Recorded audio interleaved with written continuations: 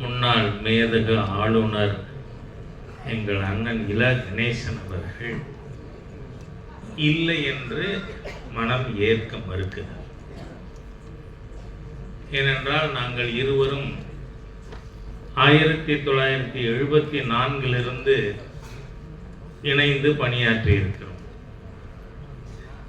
அவரோடு ஆர்எஸ்எஸ்ஸிலே அப்போ அவர் ஆர்எஸ்எஸ்னுடைய மதுரை விபாக் பிரச்சாரக்காக எங்கள் பகுதிக்கு பொறுப்பாளராக வரார். அப்போ 6-7 மாதங்களிலே நெருக்கடி நிலை அறிவிக்கப்படுகிறது. அப்பொழுது தலைமறைவு இயக்கத்திலே அண்ணன் இல கணேசன் அவர்களுக்கு எதிராக வாரண்டு அவர் பணியாற்றி கொண்டிருந்த சமயத்தில் எமர்ஜென்சிக்கு எதிராக. அப்போ நான் கேட்பேன், எப்பொழுதுமே ஒரு ஹாஸ்யமாக ஒரு விஷயத்தை வைக்கிறதுல அவருக்கு ஈடு இணை யாருமே கிடையாது. நீங்க இப்படி பஸ்ல எல்லாம் வரீங்களே, உங்களை போலீஸ் கண்டுக்காதான்னு. நானும் கண்ணாடியை கட்டிடுவேன், எனக்கு அவனை தெரியாது, அவனுக்கு என்ன தெரியும். அந்த மாதிரி இப்ப கூட சமீபத்திலே அவருடைய சகோதரர் சொன்னது, என்னப்பா காலில் காயம் ஏற்பட்டிருக்கேன், அது பெருங்காயம், நான் எல்ஜி அப்படின்னு சொன்னார். அதாவது அந்த வேதனையிலே கூட அவர் ஹாஸ்யமாக விஷயங்களை எடுத்து வைப்பதிலே வல்லவர். நீண்ட அசோசியேஷன் 51 ஆண்டுகளாக அவரோடு இணைந்து பணியாற்றி இருக்கிறேன். அதில் குறிப்பிட்டு சொல்ல வேண்டும் என்று சொன்னால், நான் எடுத்த முடிவுகள் எதுவுமே நான் எடுத்த முடிவு அல்ல, அண்ணன் இல கணேசன் அவர்கள் எடுத்து சொன்னதுதான். ஏன்னா 1981 4 ஆண்டுகள் மத்திய பிரதேசத்தில் கோல் இண்டியாவில் ஏவோவா பணியாற்றி கொண்டு இருந்துவிட்டு திரும்புகிறேன். அப்போ ஊருக்கு வரும் பொழுது நான் இனிமேல் காரைக்குடியிலேயே ப்ராக்டிஸ் பண்ணலான்னு இருக்கேன். அப்படின்னா நீ ஒரு காரியம் பண்ண. அப்போ அவர் ஆர்எஸ்எஸ்னுடைய மாநில இணை அமைப்பாளராக இருந்தார். நீ நாளையிலேருந்து சங்கத்தில் பொறுப்பெடுத்துக்கோ அப்படின்னு. ராமேஸ்வரம் விபாக் விவசாய பிரமுகா 5 ஆண்டு காலம் நான் இருந்ததும் அவர் இட்ட கட்டளைப்படி. அதற்கு பிறகு 91 பாரதிய ஜனதா கட்சி, எனக்கு முன்னாடி பேசின பாலாஜி அவர்கள் சொன்னது போல 1991 ஜனவரி 26 மாண்புமிகு சுதர்சன்ஜி அவர்கள் தான் இனிமேல் எல்ஜி அவர்கள் பாரதிய ஜனதா கட்சியிலே பணியாற்றுவார், அவரை என்ன பொறுப்பிலே கொடுத்து பணி செய்ய வேண்டும் என்பதை பிஜேபி முடிவு செய்யும். அப்ப அந்த பைட்டுக்கு நானும் போயிருந்தேன்.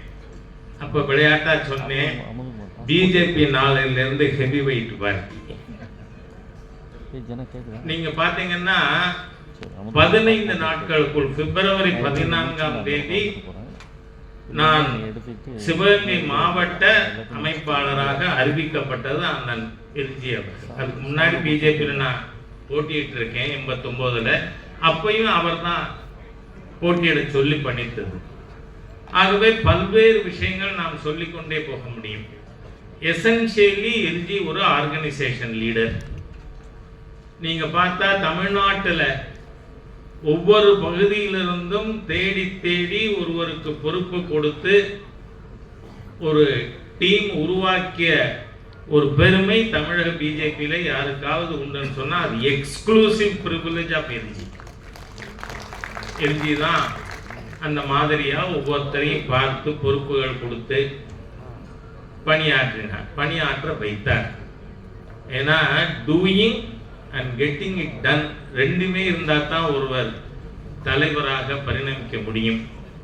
நீங்க பார்த்தா ஒரு நாள் திடீர்னு எல்ஜி வந்து பாரதிய ஜனதா கட்சியின் மாநில மாநாடு நடத்தணும், நீ தான் மாநாட்டு அமைப்பாளர். 95 ஆகஸ்ட்ல நான் சொன்னேன், நான் 3 மாவட்டம் பொறுப்பா இருக்கேன், மாநில மாநாடு உன்னால முடியும், நீ செய்ய முடியும்.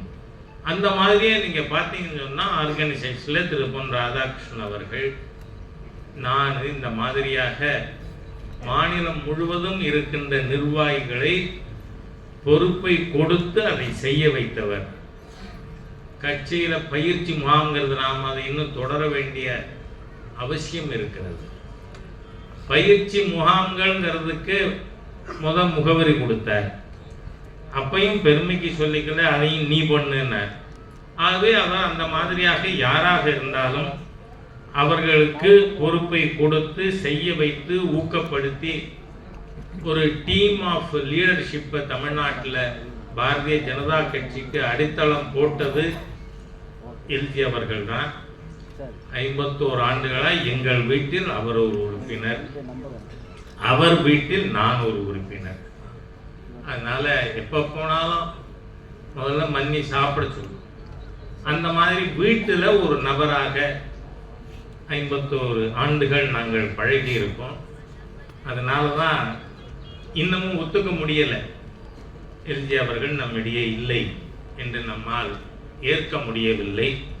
ஆனால் அவர் சென்ற அதே பாதையிலே நாம் பயணித்து நம்முடைய சித்தாந்தத்தை வலிமை பெறச் செய்வதுதான் அவருக்கு நாம் செலுத்துகின்ற உண்மையான அஞ்சலி என்று கூறி என்னுடைய உளப்பூர்வமான அஞ்சலியை அண்ணன் இல கணேசன் அவர்களுக்கு சமர்ப்பித்து வார்த்தைகளை நிறைவு செய்கிறேன்.